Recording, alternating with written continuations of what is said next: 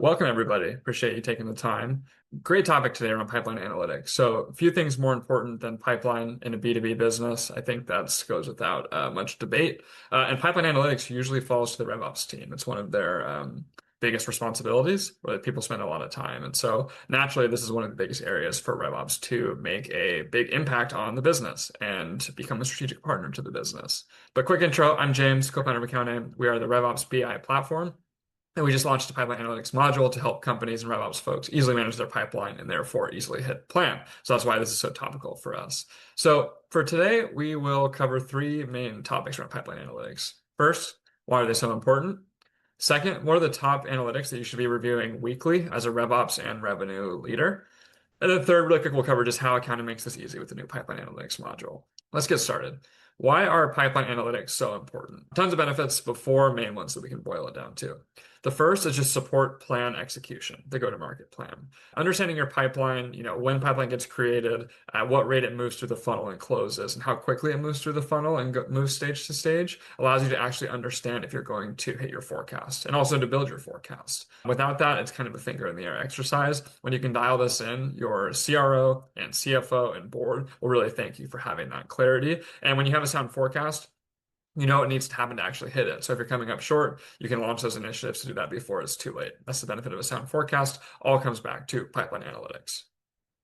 Additionally, it also helps you hit plan by allowing you to track pipeline coverage. So when you can start to reliably understand how much pipeline do we need to have to hit our goal in a certain period, you can start to look ahead to future months, future quarters to understand how you're tracking from a pipeline coverage perspective. I, as co-founder of AccountAim, in our sales conversations, see so many companies struggling with those end of quarter heroics where they have just enough pipeline to hit plan and it's all hands on deck and there's no room for error to execute and close. But what that means is that people don't have the time to build pipeline for the next quarter or the quarter after that. And so the negative cycle repeats itself. And so you're always stuck in this scramble, basically. When you can start to understand pipeline coverage reliably, get people looking at it, guiding folks to it, you can start to come in quarter to quarter with a little bit more cushion, reduce some of those necessary heroics quarter in and quarter out. So that's plan execution. That's pretty macro. Pipeline analytics can also help you with risk identification and more of the micro, the deal to deal. So deals push, it happens. That's never going to change. But is your team seeing it happen in real time? Is your team reviewing this systematically? For the big deals that push that you're accounting on, can you save it?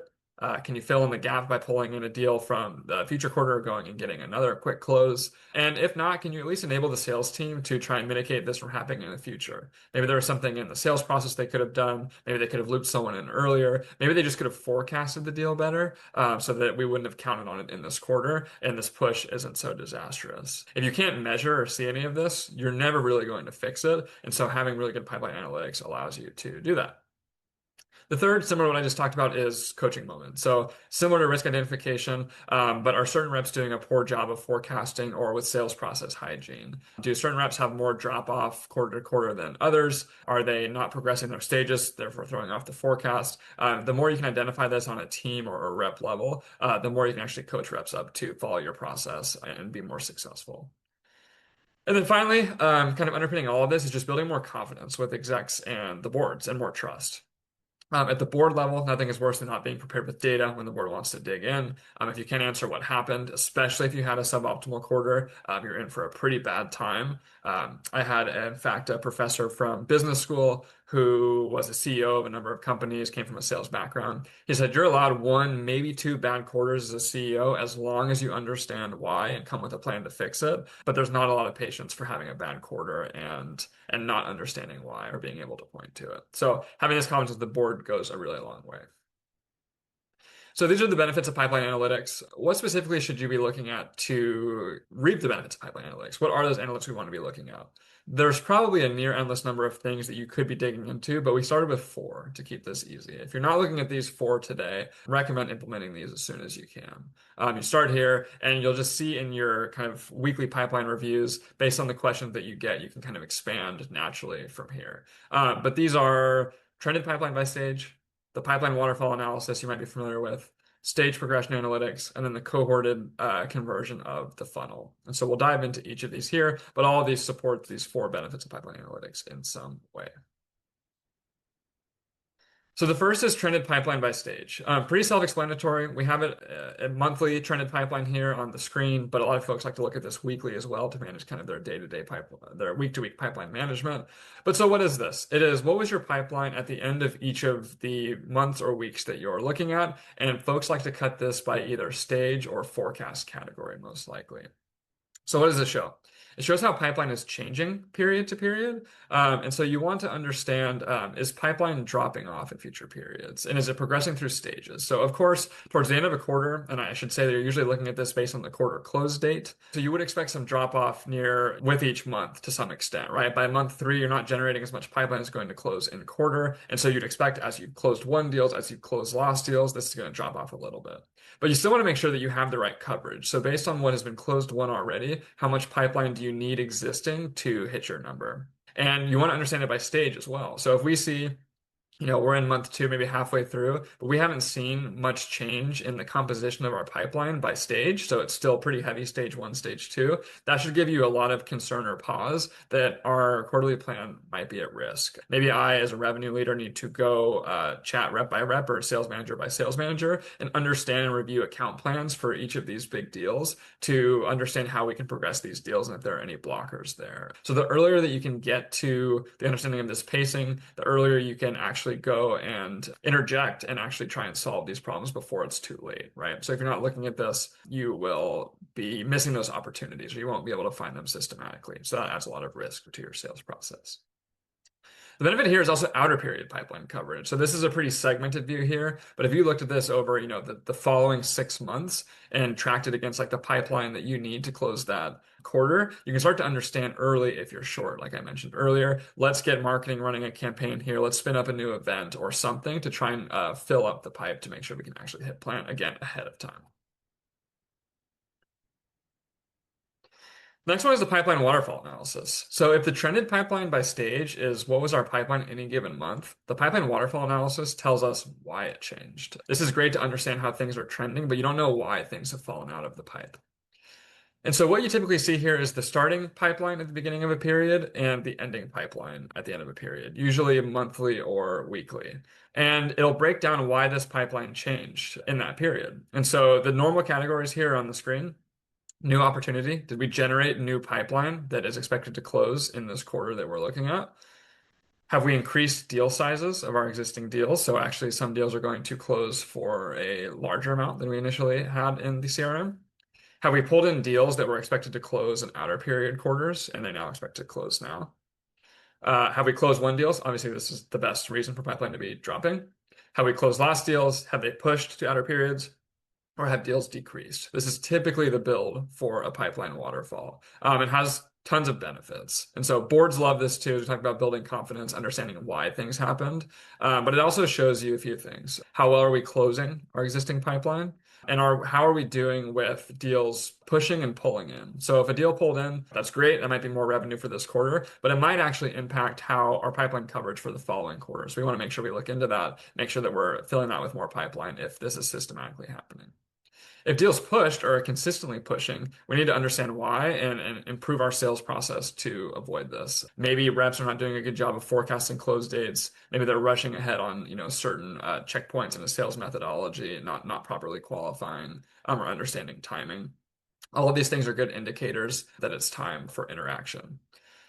Finally, you can also find some deal level risk identification here. So if a big important deal pushed, if you can catch this right away, maybe there's a chance you can intervene and go save that deal and pull it forward again, with maybe an escalation or getting the CRO involved. Or again, maybe this is just a coachable moment. And so we can go watch the call recording, understand why this push is pushed, coach up our reps so this doesn't happen again. Pipeline waterfalls, super impactful. Stage progression is a good one too. And so this one is visualized in a Sankey chart. And what it shows you is how are deals moving from stage to stage in a given period. And I intentionally put this example up on the slide here because this is often what it looks like for companies that just start to work with AccountAim. How this view should work is it should really look like a pyramid on its side, right? We're going stage 1 to 2 to 3 to 4 to close 1. And each rung should be smaller than the one before it because a deal is moving through each stage and then, potentially falling off to close lost along the way. What we see here isn't so uncommon. We have some deals going from just being created directly to stage 4 and then to close 1.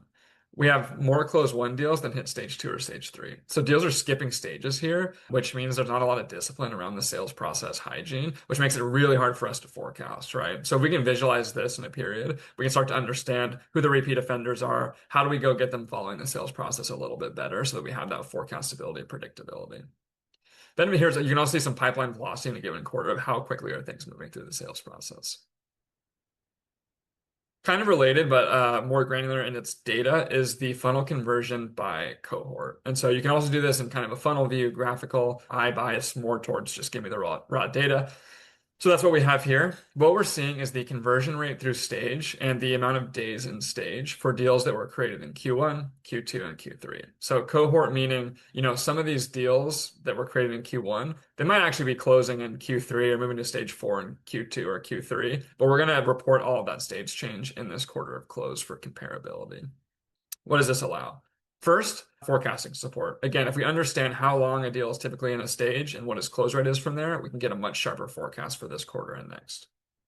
But it's also really helpful for annual planning support too. So if you're thinking about sales capacity, quotas, how do we build up what the targets or book sizes should be for folks to hit our top-down revenue goal? This is the data that helps you understand that. I'd also probably layer on how many activities to book an opportunity from BDR perspective, but that's pre-opportunity creation, of course. And then finally, this is a good way of providing some metrics for early indicators of improvement or decline in the sales process. So maybe we have some enablement initiatives out that we think are going to help us improve our stage 3 to stage 4 conversion rate, or maybe just our overall sales cycle in terms of days. Viewing this on a cohort level allows us to understand if, post those trainings, post those initiatives, if these things actually have improved. And so this is really impactful from a measurement standpoint of internal initiatives. All of these things, super impactful, not always the easiest thing in the world to do. A lot of folks are kind of hacking around with, some custom objects to snapshot in Salesforce or pulling a lot of data into Excel, snapshotting it themselves, doing, calculations for that ARR waterfall that are pretty manual and imperfect. So the real gaps doing this well are in snapshot capabilities, goal tracking, which I'm shocked, the Salesforces and HubSpots of the world that don't support super well. Getting it in real time, a lot of this benefit from risk identification is having it in real time, not having it blocked by one person that needs to go update this every week. And then, of course, deal level drill downs as well. This is where, again, where folks can really start to actually understand the data and act on it. And so these are the blockers that we are overcoming with AccountAim's pipeline analytics module, which I'll walk you through here very shortly. So flipping over to the pipeline analytics module. I'll show you how our platform automates the analytics that many of you may have been building manually, may have just not been able to get to, and show you how it gives you some real-time drill down visibility into your pipeline. So for sales leaders, this means instant answers to, do we have enough pipe and where are we at risk? For route leaders, it means no more hours spent pulling together spreadsheets and dashboards. You can actually shift from building those reports to spending your time analyzing them, coming with recommendations, finding issues, and being a strategic partner for the business, which is a huge unlock.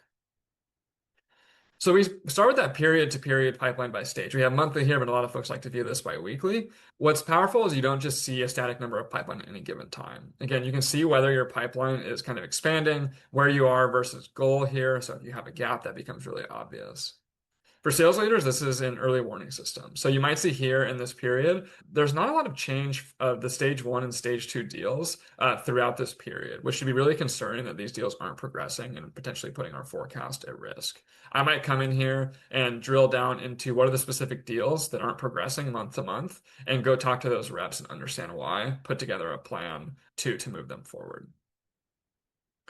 Next, we come to how is this pipeline actually changing? So this is a graphical view of the pipeline waterfall. And so again, it's pretty tough to snapshot all of your data, run these formulas yourself to understand at the deal level what has changed and why period to period and how that builds. AccountAim's pipeline analytics module does that all out of the box for you. And so for a sales leader, this makes it clear where the team is winning on kind of true new pipeline creation, if pipeline's increasing, versus maybe leaning on end of quarter pull-ins, which might put the next quarter at risk, or the difference between sustainable growth and that quarterly scramble that we so often see. We can also identify the big specific deals that may be pushed. So I just double-clicked into, which deals pushed out in July. You can see Atlas Market, or maybe a better example, specific partners. It was in stage 4. And maybe we were counting on this deal to hit our number, but it just pushed a really late stage. How do I go action this? What can I pull in to combat it, etc. This is super powerful the more you dig into it. Happy to spend more time there with folks if of interest.